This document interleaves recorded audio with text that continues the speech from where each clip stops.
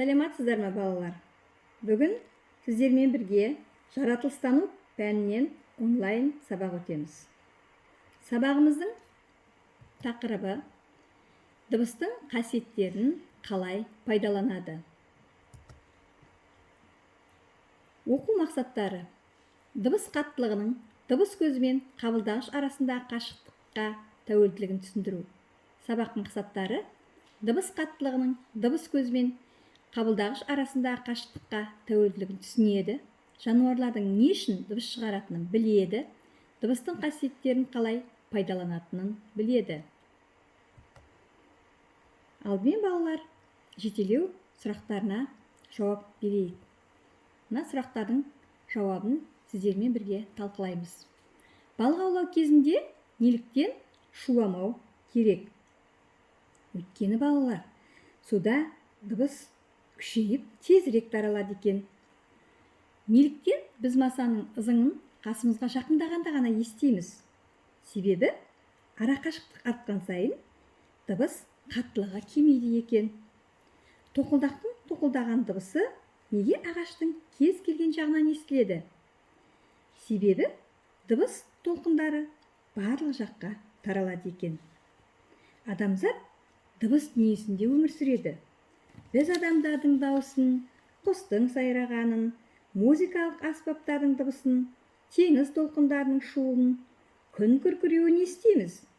Жұмыс істеп тұрған машиналар, қозғалған транспорт және көптеген басқа заттар дыбыс шығарады. Дыбыс дегеніміз балалар, дыбыс көзінен құлағымызға берілетін ауадағы не басқа ортадағы тербелістер екен. Дыбыс газда, сұйықтарда, қатты денелерде әртүрлі жылдамдықпен тарайды екен. Дыбыс көздері табиғи және жасанды болып екіге бөлінеді. Табиғи дыбыс көздеріне жарылыс, найзағай, жел, толқындар жатады екен.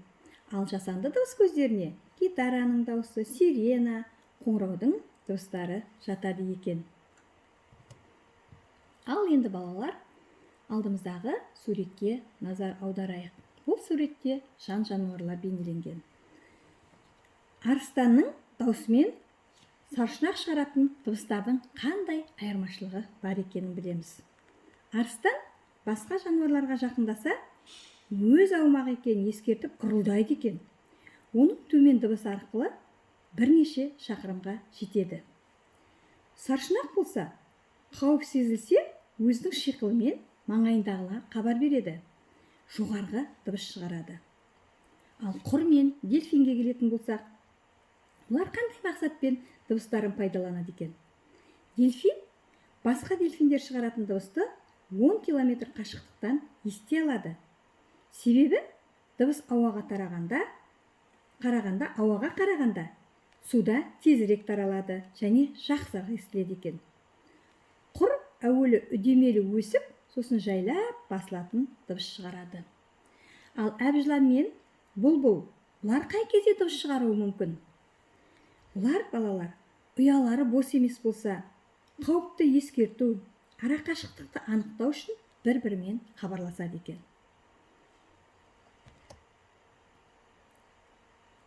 Елік пен итке келетін болсақ, бұл жануарлар қалай естиді? Елік неге құлақтарын үнемі біріп тұрады? Ол неге жақсы ести білуі қажет? Себебі балалар, есту қабілеті жануарлардың өмірін сақтайды екен. Сол арқылы жауының жақындаған дер кезінде ести алады екен. Неліктен цирк үйретушілері иттер ғана еститін ысқырықтарды пайдаланады? Өйткені адамдар біле бермейтін белгі береді екен иттеріне. Немесе полиция қызметкерлеріне келетін болсақ, иттеріне ысқырықпен қылмыскер білмейтін белгі береді екен.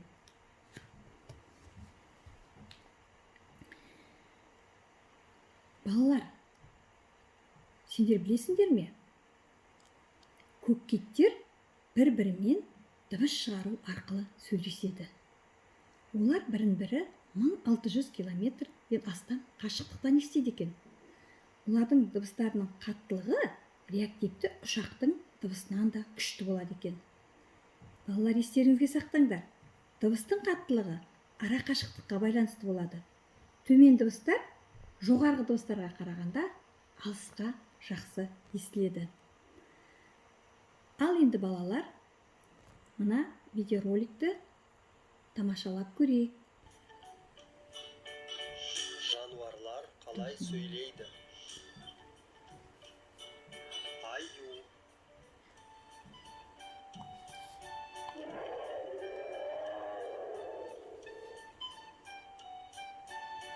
Су сиыр.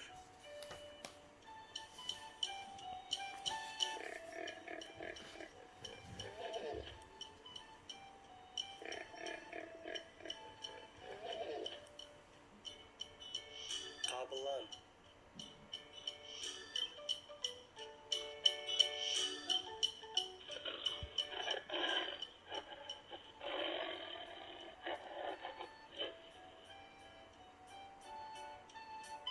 Кірпі.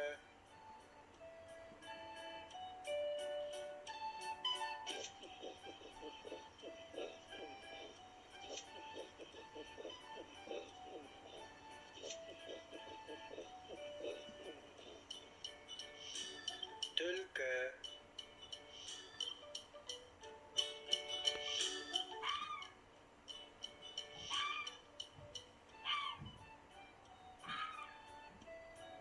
Тиін.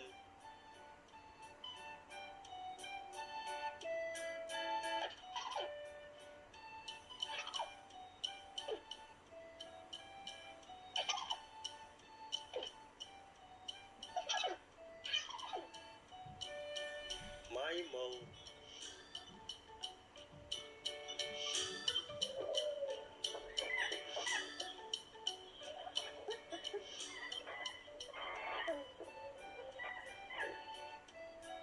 Теңбіл бұғы.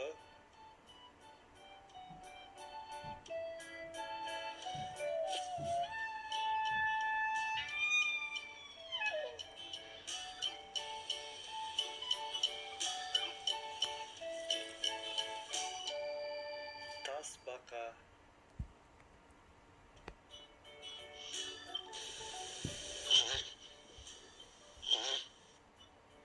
Үйрек.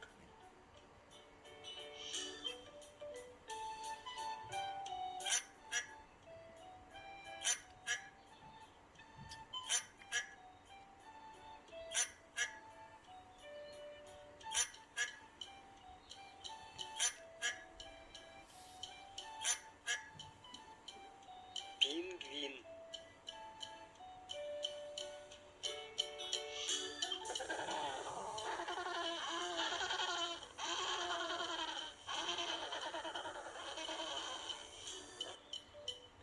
Түйе.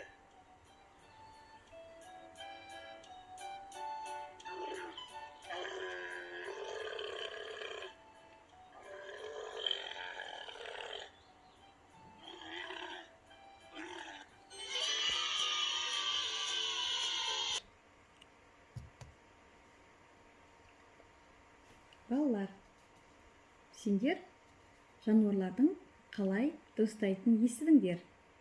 Үйге тапсырма.